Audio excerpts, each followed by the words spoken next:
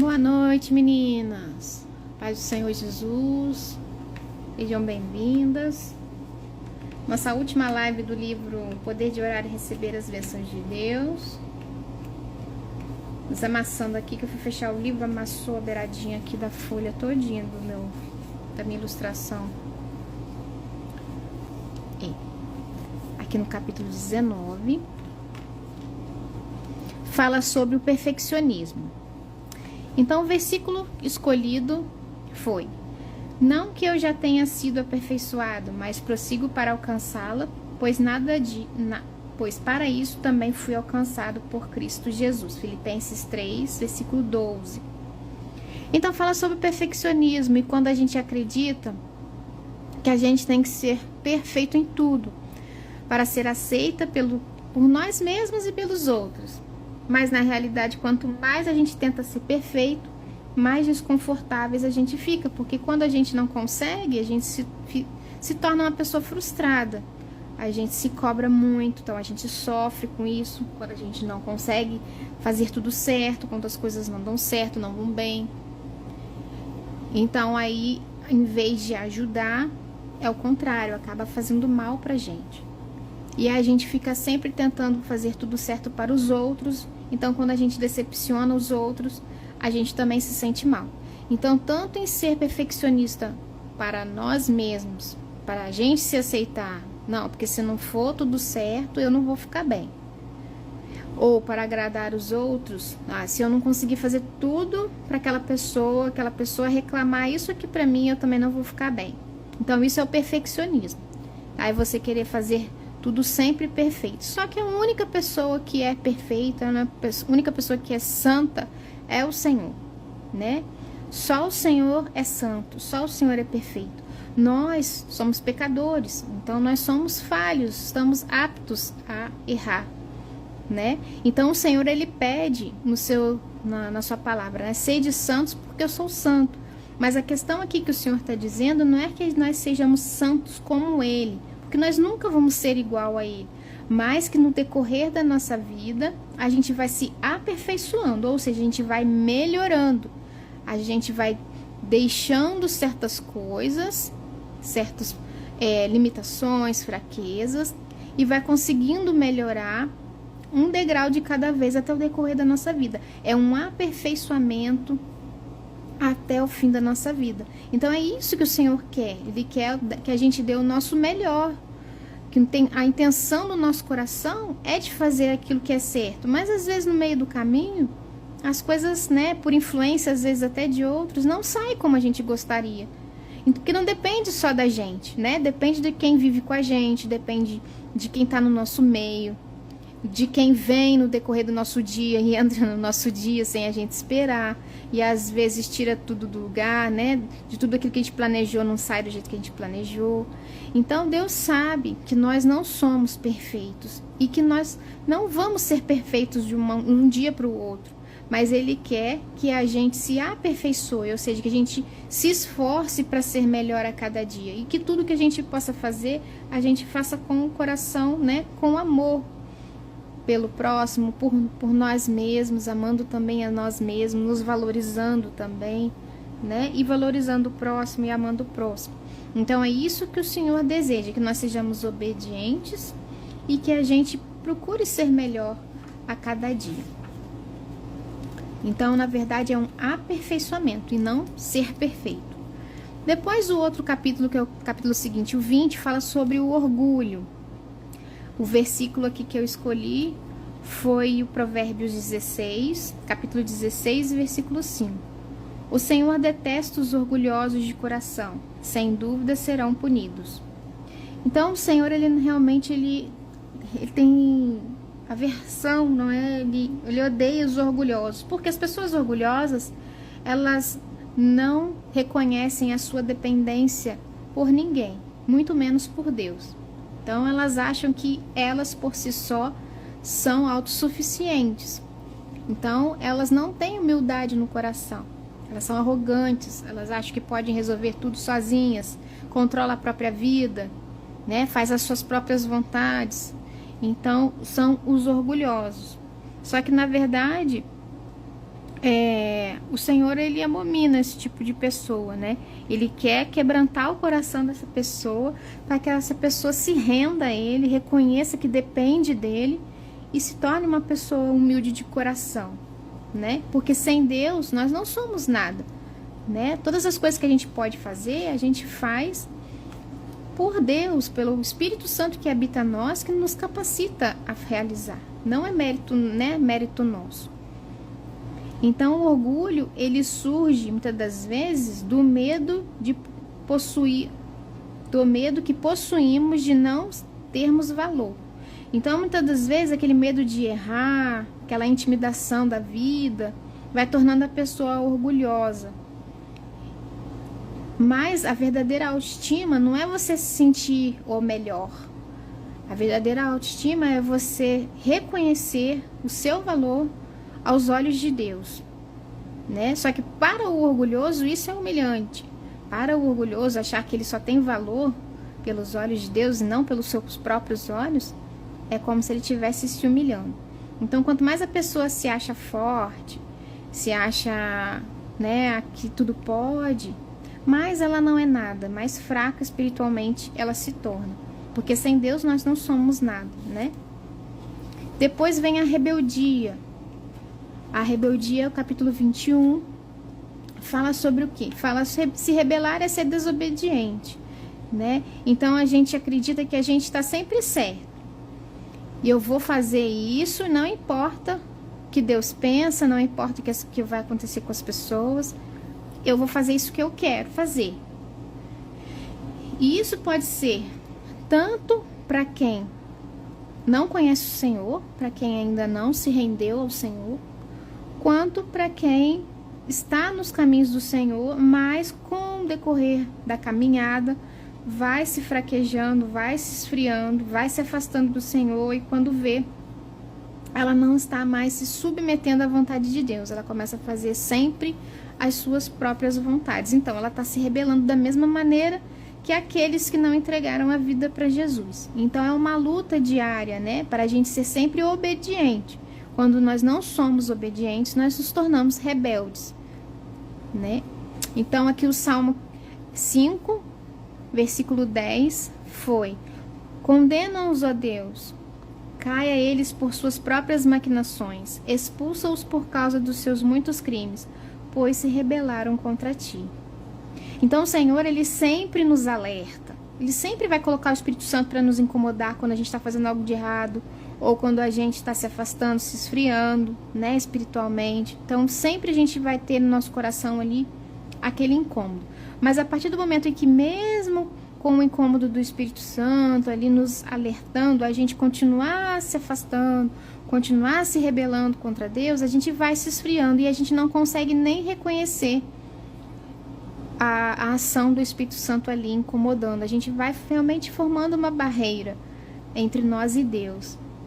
E muitas pessoas que elas não aceitam o Senhor Jesus, elas não aceitam Ele como Deus, como Senhor e Salvador, que são realmente totalmente rebeldes, e que não tem assim, o coração endurecido, que não abre, que já renegou mesmo o Senhor, é o tipo de pessoa em que aqui, né, está sendo referido no Salmo.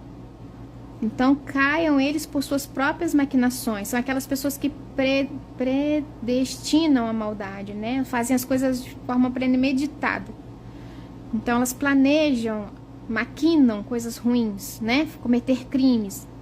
Então, é assim que está se referindo ao Salmo, para que Deus os condene, né? Para que eles caem nas suas próprias maquinações.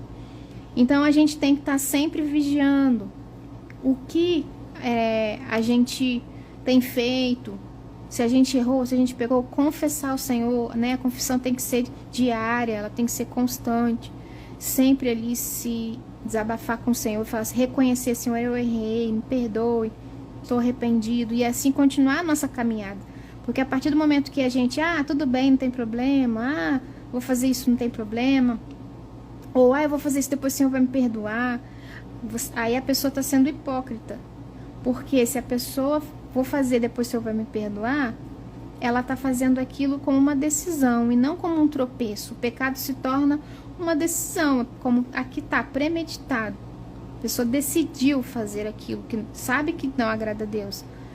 É diferente da pessoa que geralmente nós que lutamos para ser melhores a cada dia, nós também pecamos, nós caímos, mas nós lutamos para evitar. E quando a gente vê sem querer, foi. Quando a gente vê, a gente já fez.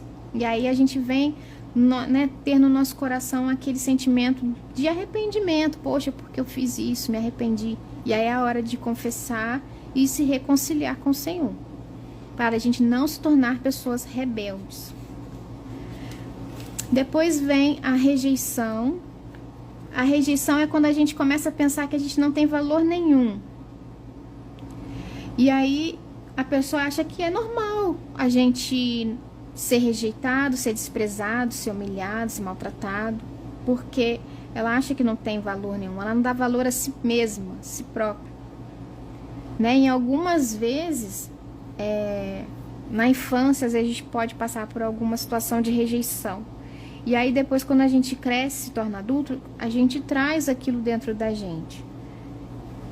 Aquela situação de ou se submeter à ação de alguém, à atitude de alguém que vai te desprezar, que vai te rejeitar, e você vai achar aquilo que é normal, ou vai passar mesmo por uma situação já adulto. E aí a pessoa que é emocionalmente saudável, ela vai conseguir superar aquela rejeição. Mas aquela que traz desde a infância algum trauma, vai ser mais difícil dela superar a rejeição. E aí vai ficar remoendo feridas, aquilo vai se tornando uma ferida emocional, e aquilo vai se tornar enorme por causa de uma coisa pequenininha na vida da pessoa. Então aqui o versículo que foi escolhido foi o Salmo 94, versículo 14. O Senhor não desamparará o teu povo e jamais abandonará a sua herança. Então a gente pode ser rejeitado, desprezado, mas o Senhor nunca vai nos rejeitar, nos desprezar. Então quando a gente se sentir rejeitado, a gente tem que lembrar que o Senhor não nos rejeita, o Senhor não nos despreza e Ele não vai nos abandonar. Então a gente tem que se agarrar no Senhor, nossa força no Senhor, e superar essa situação, porque o Senhor nos promete que Ele nunca nos deixará e nunca nos abandonará. Mas se a pessoa ficar alimentando aquele espírito de rejeição com pensamentos negativos sobre si mesma, aí aqueles pensamentos vão se tornando destrutivos, e aí fica mais difícil de alimentar a nossa vida com o amor de Deus e aceitar o amor de Deus, porque ela vai criando uma realidade na mente de que ela não pode ser aceita, que ela já foi rejeitada, inclusive por Deus. Então a melhor forma de deixar esse espírito de rejeição de lado, para que ele não domine a vida da pessoa, é se encher do conhecimento de Deus e da aceitação, com versículos, de como o Senhor declara que nós somos amadas, que nós somos valiosas e que Ele nunca vai nos abandonar, que falam sobre que Deus nos aceita, Depois vem sobre o egoísmo, capítulo 23. Muitos são os planos no coração do homem, mas o que prevalece é o propósito do Senhor. Provérbios 19, versículo 21. Então, quando nós somos egoístas, a mentira que a gente acredita é que não importa o que o outro queira. O importante é eu fazer a minha vontade. É eu fazer o que eu preciso fazer e o que eu sinto. Então, a pessoa que é egoísta, ela não se importa com o outro.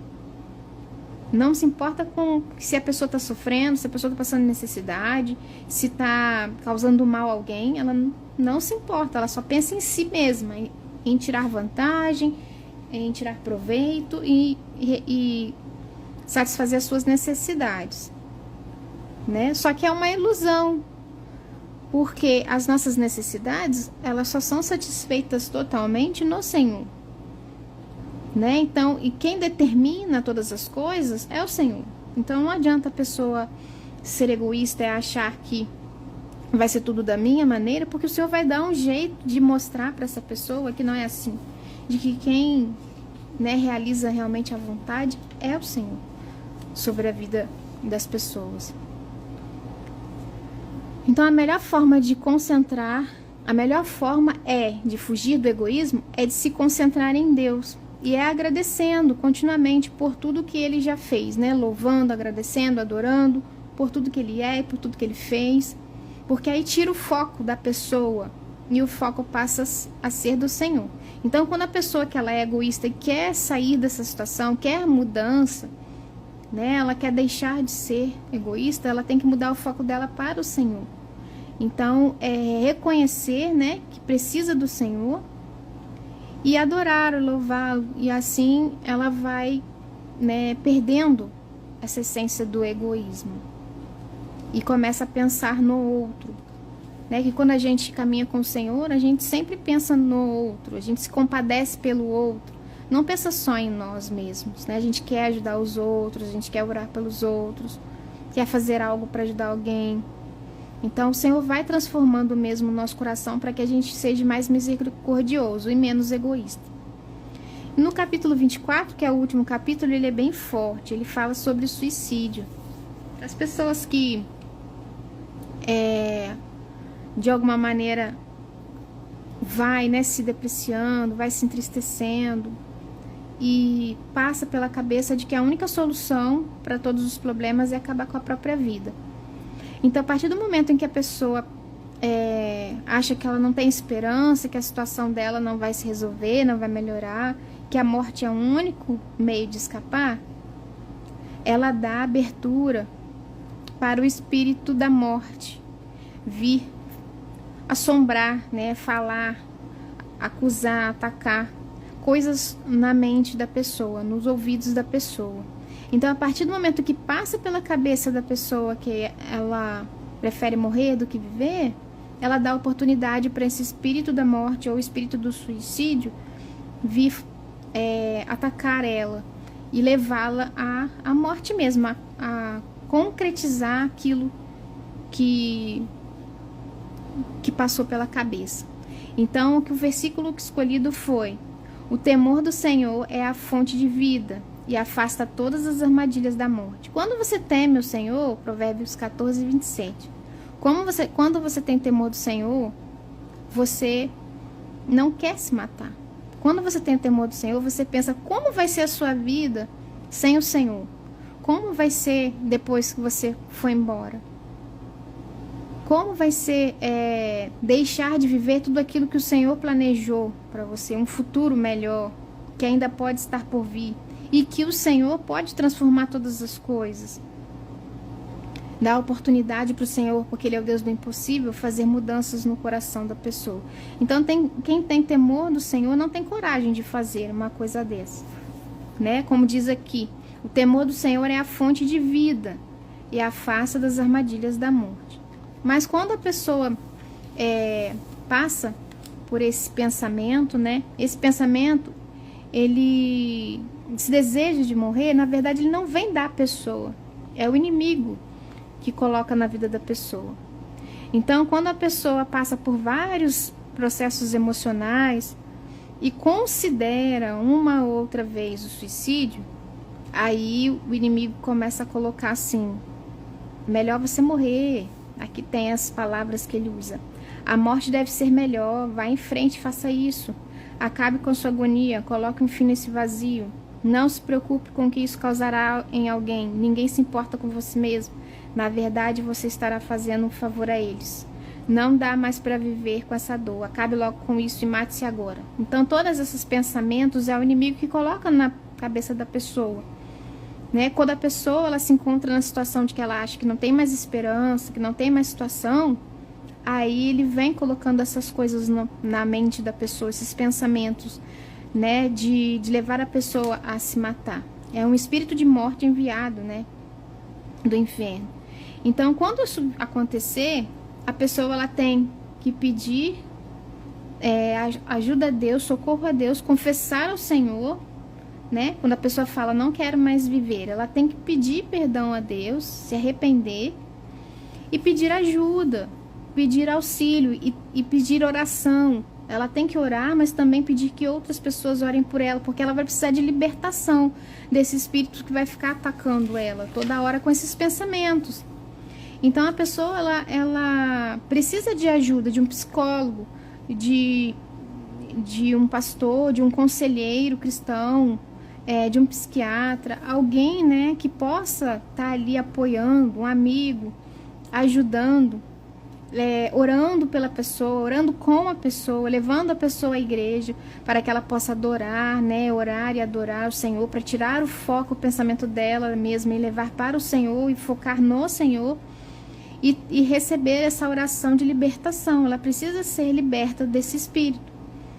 E aí aqui a autora, ela fala que ela passou por isso, que ela já tentou acabar com a vida dela e que ela tomou remédios, mas ela não morreu e nem ficou sequelas, nada. E a partir daquele momento, ela se arrependeu e aí ela pediu, né, perdão ao Senhor.